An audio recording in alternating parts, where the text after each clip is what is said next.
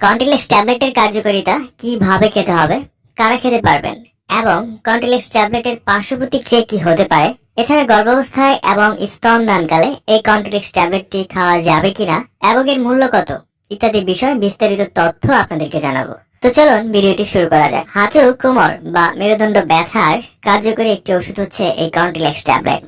Contilex tablet বাজারে নিয়ে এসেছে স্কয়ার ফার্মাসিউটিক্যাল লিমিটেড।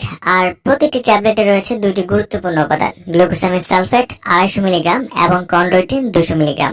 আপনার যদি দীর্ঘদিন যাবত হাঁটু ব্যথা থাকে, ফলে আপনার হাঁটতে অনেক কষ্ট হচ্ছে, বিশেষ করে সকালবেলা বিছানা থেকে নেমে পা ফেলা যাচ্ছে না, এমন পরিস্থিতিতে খেতে পারেন এই কন্টিলেক্স ট্যাবলেট। আবার অনেকে কোমর ব্যথায় ভুগছেন, ফলে কোমর বাঁকা হয়ে কোনো কাজ করতে পারছেন না, অথবা দীর্ঘদিন ব্যথায় কোমর দিন দিন বাঁকা হয়ে যাচ্ছে, এখন সোজা হয়ে দাঁড়াতেও কষ্ট হয়।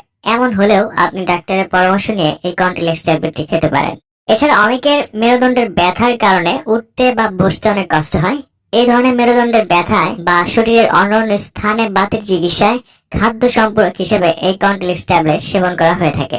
এছাড়া রিউমাটয়েড আর্থ্রাইটিস, খেলাধুলার আঘাতজনিত ব্যথা, মাইগ্রেনের ব্যথা বা ত্বকের বিভিন্ন সমস্যায় এই কন্টিলেক্স ট্যাবলেট একজন ডক্টর লিখে থাকেন। তো শুধুমাত্র প্রাপ্তবয়স্কদের ক্ষেত্রে একটি করে ট্যাবলেট দিনে 3 বার সেবনযোগ্য এবং এই ওষুধটি অনেক সময় বিভিন্ন পরিস্থিতিতে 1 টানা 2 মাস পর্যন্ত খাওয়া লাগতে পারে। ওষুধের কার্যকারিতা এবং রোগীর দেহের ওজনের ভিত্তিতে সেবন মাত্রা পরিবর্তন করে খাওয়া হতে পারে। তাই ওষুধটি খাওয়ার আগে অবশ্যই একজন ডক্টরের পরামর্শ নিয়ে সেবন করবেন। পার্শ্ব প্রতিক্রিয়া সম্পর্কে, যাদের ডায়াবেটিস আছে তাদের ক্ষেত্রে ডায়াবেটিস লেভেল পরীক্ষা করে এই ওষুধটি সেবন করা উচিত। এছাড়া যারা বৃক্ক ও যকৃতের মারাত্মক রোগে ভুগছেন তাদের এই ওষুধটি খাওয়া যাবে না। কন্টিলেক্স ট্যাবলেটের যে কোনো একটি উপাদানের প্রতি সংবেদনশীল থাকলেও এই ওষুধটি প্রতিনির্দেশিত। এই ওষুধের তেমন কোনো উল্লেখযোগ্য পার্শ্ব প্রতিক্রিয়া এখন পর্যন্ত পরিলক্ষিত হয়নি, তবে কারো কারো ক্ষেত্রে আন্তরিক গোলযোগ দেখা দিতে পারে। এবার আসি গর্ভাবস্থায় ও স্তনদানকালে এই কন্টিলেক্স ট্যাবলেট খাওয়া যাবে কিনা। এর উত্তর হলো গর্ভাবস্থায় এবং স্তনদানকালে এই কন্টিলেক্স ওষুধটি সেবন করা উচিত নয়।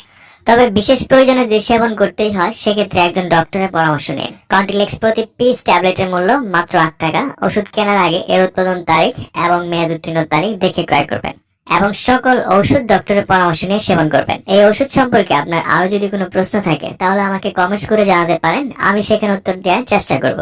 আর আমাদের ভিডিওগুলো ভালো লাগলে অবশ্যই চ্যানেলটি সাবস্ক্রাইব করবেন। আজ এই পর্যন্তই, আগামীতে আবার দেখা হবে। সেই পর্যন্ত ভালো থাকুন, সুস্থ থাকুন, ধন্যবাদ।